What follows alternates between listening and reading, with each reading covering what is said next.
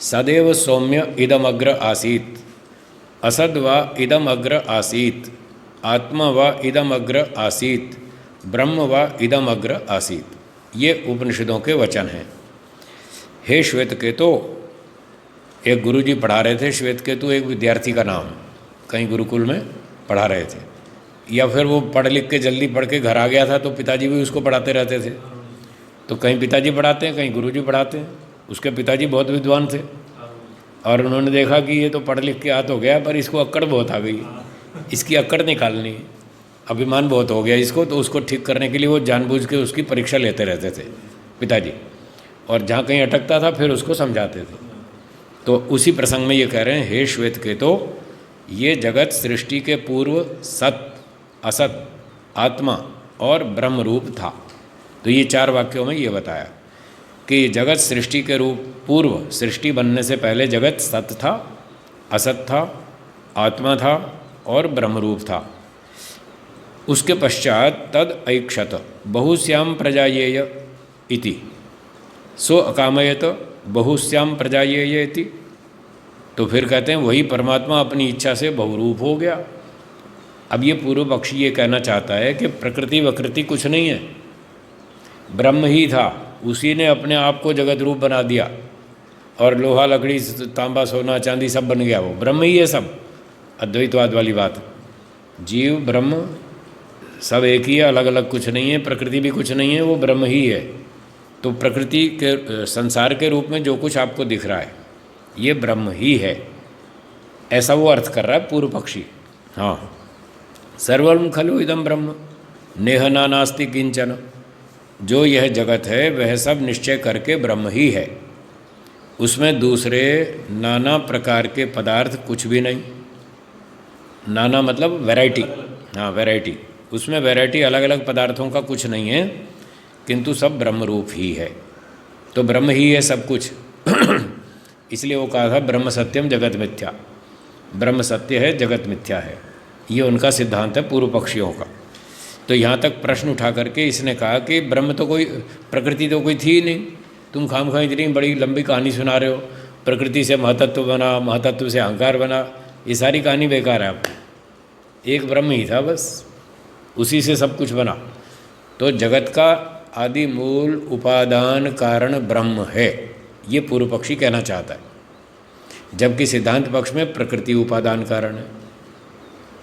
प्रश्न समझ में आ गया? अब उत्तर, महर्षि दयानंद जी सिद्धांत पक्ष की तरफ से उत्तर दे रहे हैं। क्यों इन वचनों का अनर्थ करते हो? क्यों उल्टे उल्टे अर्थ कर रहे हो? हैं, झूठ बोलते हो, लोगों को बहकाते हो, उल्टा सीधा अर्थ करते हो, क्यों करते हो? इन वचनों में ये बात नहीं कही जो तुम उसका अर्थ बना रहे हो, क्योंकि उन्हीं उपनिषदों में, जिन उपनिषदों के प्रमाण आप दे रहे हैं, उन्हीं उपनिषदों में दूसरे वाक्य भी तो लिखे हैं, उसको भी तो पढ़ो। उनमें और क्या लिखा है सुनो। अन्नेन सौम्य शुंगेन आपो मूलम अन्विच्छ, अद्भिस् सौम्य शुंगेन तेजो मूलम अन्विच्छ, तेजसा सौम्य शुंगेन सन्मूलम अन्विच्छ, सन्मूला सौम्य इमा प्रजा सद आयतना सद प्रतिष्ठा। तो ये छांदोग्य के वचन हैं। तो उपनिषद में छांदोग्य में ये बात कही, हे श्वेतकेतु, अन्न रूप पृथ्वी कार्य से जल रूप मूल कारण को तू जान। देखो यहाँ तो ब्रह्म को कारण नहीं बता रहे, यहाँ तो जड़ पदार्थों को कारण बता रहे। अन्न जो कि स्थूल पदार्थ है, जो हम खाते हैं, गेहूँ चना ज्वार बाजरी, ये अन्न है। तो कह रहे हैं अन्न का कारण, जो अन्न ये पृथ्वी रूप है, पृथ्वी में ठोस है, अन्न भी ठोस है। तो ये अन्न में पार्थिव तत्व है, जितना भी ठोस भाग है। पर क्या पानी के बिना अनाज पक जाएगा? नहीं पकेगा। तो पानी उसका कारण हो गया अन्न का।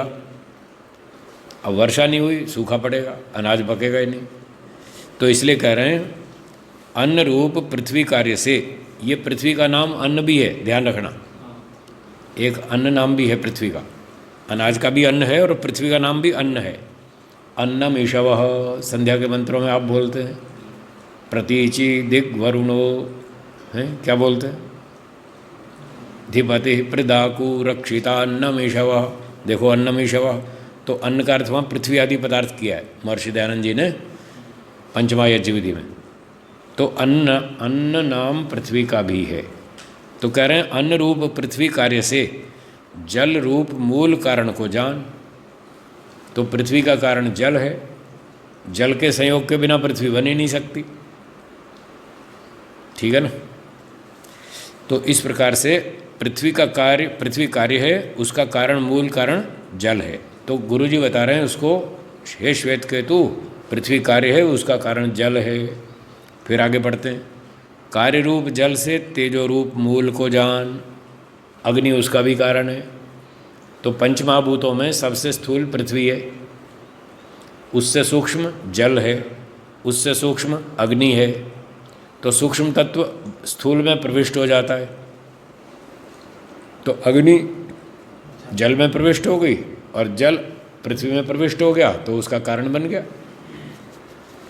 इस प्रकार से पृथ्वी का कारण जल है, जल का कारण अग्नि है।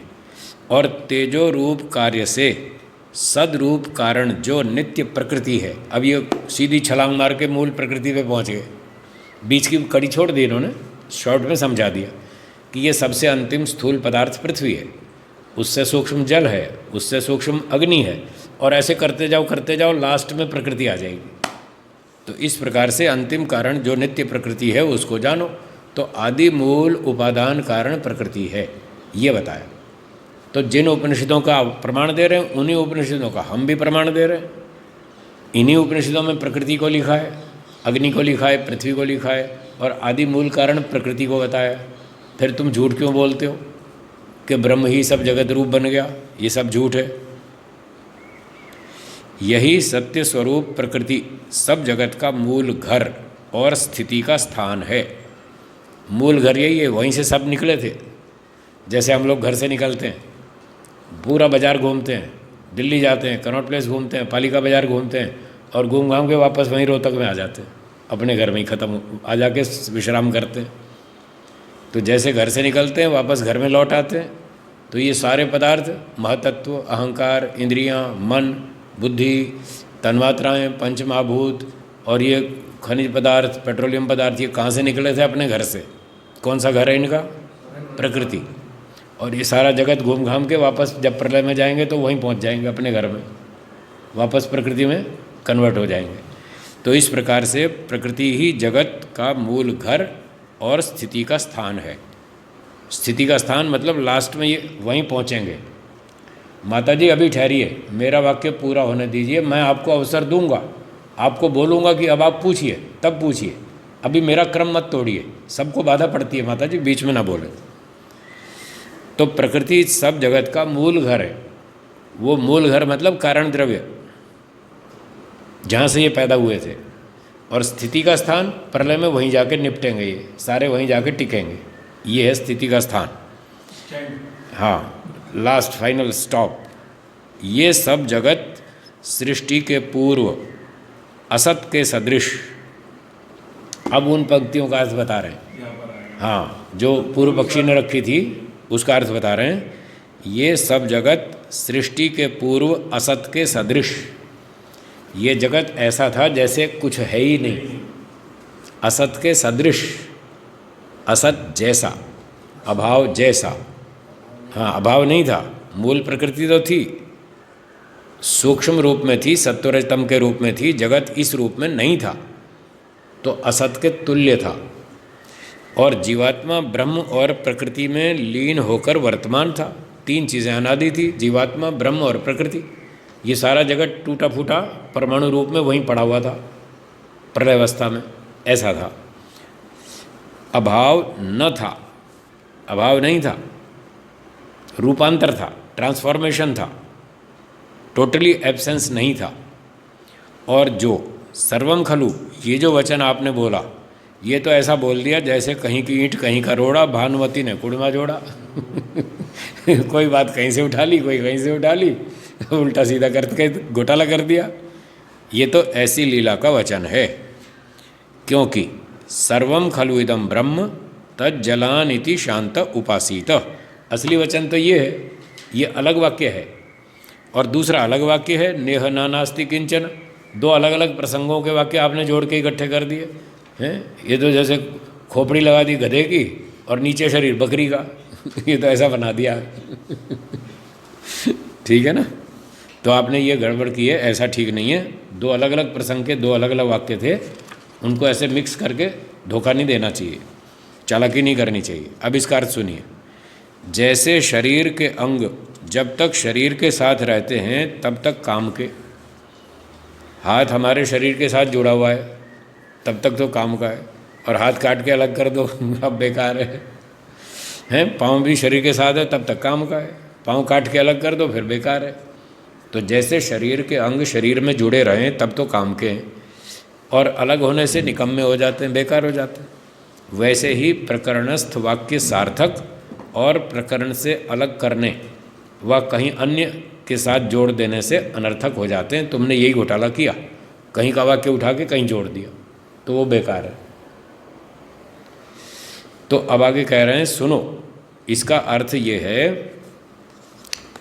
कि हे जीव, तू उस ब्रह्म की उपासना कर।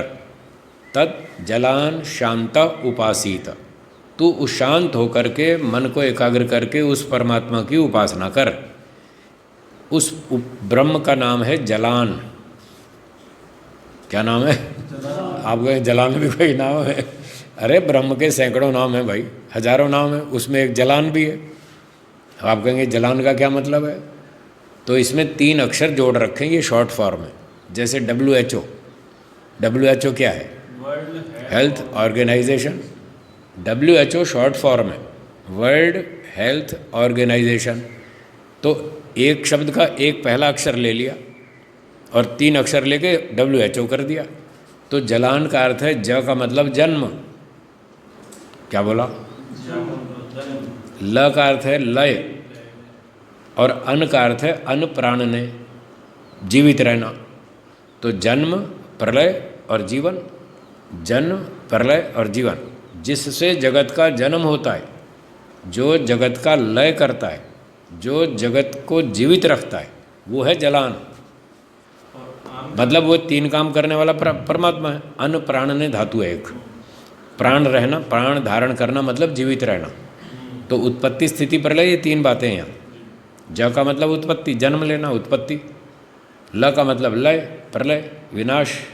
और अन्न प्राण ने प्राण धारण करना, जीवित रहना। तो उत्पत्ति स्थिति प्रलय 3 काम करने वाला जो परमात्मा है उसका नाम है जलान। तो जब आप ईश्वर की उपासना करेंगे तो शांत होकर परमात्मा की उपासना करें और उसको सृष्टिकर्ता के रूप में स्वीकार करें कि ईश्वर जगत को बनाता है, ईश्वर जगत का पालन करता है, ईश्वर जगत का नाश करता है। ये स्वरूप मन में रखकर ईश्वर का ध्यान करें। ये है तज्जलान उपासित।